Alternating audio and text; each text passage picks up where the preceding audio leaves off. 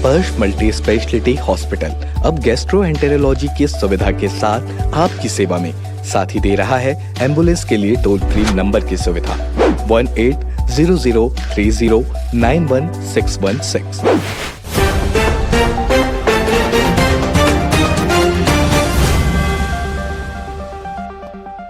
नमस्कार, मैं हूं मयंक चतुर्वेदी और आप देख रहे हैं तीरंदाज। आज हम आपके सामने एक ऐसा मसला लेकर के आए हैं जो आपको इतना उलझा देगा कि उसे सुलझाने की कोशिशों में आप और भी उलझते हुए अपने आप को महसूस करेंगे। और ये मसला है मध्य प्रदेश की उस न्यायधानी से जिसे जबलपुर कहते हैं। कल यानी 15 मार्च को जबलपुर में एक डबल मर्डर होता है और ये डबल मर्डर होता है रेलवे कॉलोनी में, जो कि सिविल लाइन में स्थित है और उस कॉलोनी का नाम है मिलेनियम कॉलोनी। इस कॉलोनी में कल जो है एक पिता और एक पुत्र की हत्या होती है। पिता रेलवे के डीआरएम ऑफिस में काम करते हैं और बेटा जो है 9 साल का है। इस पूरे जो घर है, जो परिवार है, इसमें केवल 3 सदस्य हैं। एक राजकुमार विश्वकर्मा जो कि रेलवे में डीआरएम ऑफिस में काम करते हैं, उनकी 14 साल की बेटी काव्या और 9 साल का बेटा तनिष्क। इनकी माँ का पहले ही यानी कि जो बेटी है या राजकुमार विश्वकर्मा जी की जो पत्नी है, उनका करीब 1 साल पहले निधन हो चुका है। वो लंबी समय से बीमारी से जूझ रही थी। कल पुलिस को करीब 4 बजे एक सूचना मिलती है कि मिलेनियम कॉलोनी में रहने वाले राजकुमार विश्वकर्मा और उनकी बेटी की हत्या कर दी गई है। पुलिस उनकी कॉलोनी में पहुंचती है। घर का दरवाजा अंदर से लगा हुआ था। पुलिस बलपूर्वक दरवाजे को तोड़ती है और उस तोड़ने के बाद अंदर का दृश्य देख करके पुलिस कर्मियों की भी रूह कांप जाती है। खोजबीन के बाद पता चलता है कि किचन में राजकुमार विश्वकर्मा जी का शव पॉलीथीन से बंधा हुआ यानी पैक किया हुआ रखा है, लेकिन 8 साल का जो बेटा है तनिष्क, उसका अता पता नहीं चल रहा था। पुलिसकर्मियों ने घर के बाकी कमरों में भी खोजबीन की और लेकिन जब उन्होंने फ्रिज खोला तो उनके रेंगटे खड़े हो गए, क्योंकि 8 साल का तनिष्क का शव फ्रिज में रखा हुआ था। ये पूरा घटनाक्रम के बाद पुलिस की छानबीन शुरू होती है और इस छानबीन में एक नई चीज सामने आती है जब कॉलोनी के बाहर का सीसीटीवी फुटेज देखा जाता है।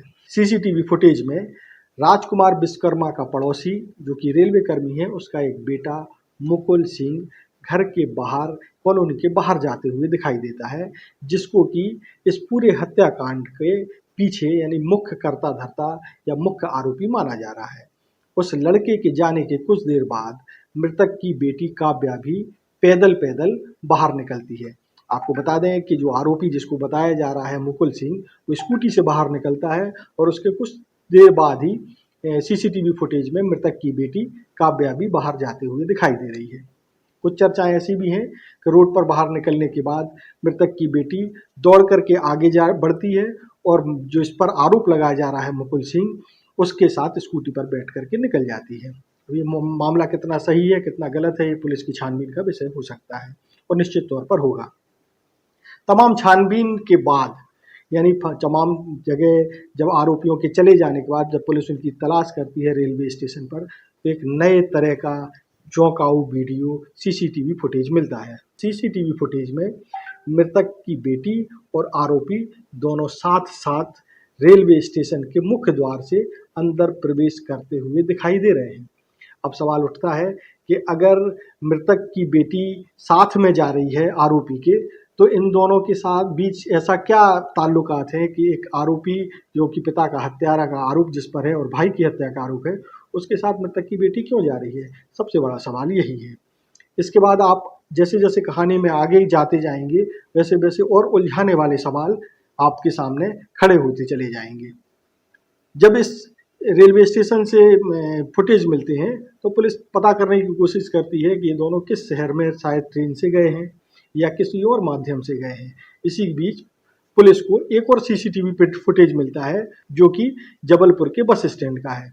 इस बस स्टैंड पर भी आरोपी और मृतक की बेटी साथ साथ नजर आते हैं। यहाँ फिर सवाल खड़ा होता है कि आखिर जिस युवक पर हत्या का आरोप लगाया जा रहा है उसके साथ मृतक की बेटी क्यों है? अब इसमें आगे की जो कहानी है वो आपको और ज्यादा उलझा देगी। इस कहानी के बाद पुलिस दोनों लोगों की तलाश कर रही है।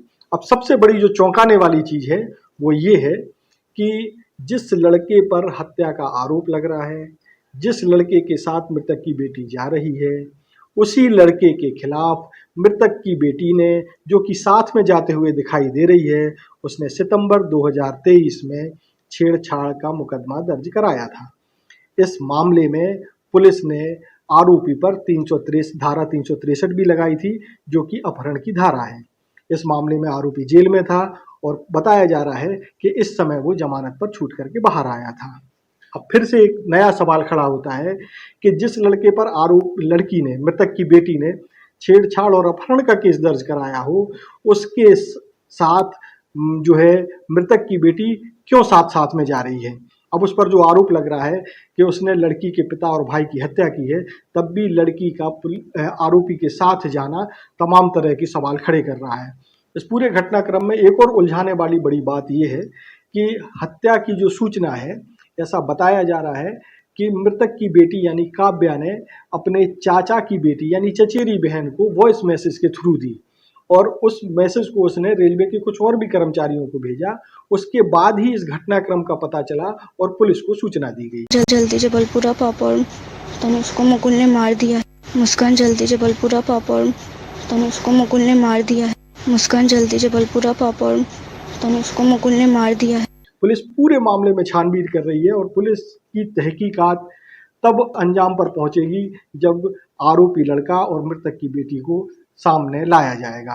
अब इस मामले में आगे की तहकीकात कहां पहुंची है, इसे लेकर के तीरंदाज की टीम ने जबलपुर के एसपी आदित्य सिंह से बात की। आप सुनिए कि आदित्य सिंह क्या कह रहे हैं, उसके बाद आप तय करें कि इस मामले में क्या आपको नजर आता है। उसमें क्या है कि जो मिस्टर विश्वकर्मा है, ये और इनकी बेटी और बेटा तीनों लोग रहते थे और बगल में ही ये जो लड़का है मुकुल सिंह करके, तो 363 का मुकदमा कायम हुआ था सितंबर 2023 में। और उसके बाद जो कल हमको सूचना मिली करीब शाम को 4:30 बजे के आसपास, मैं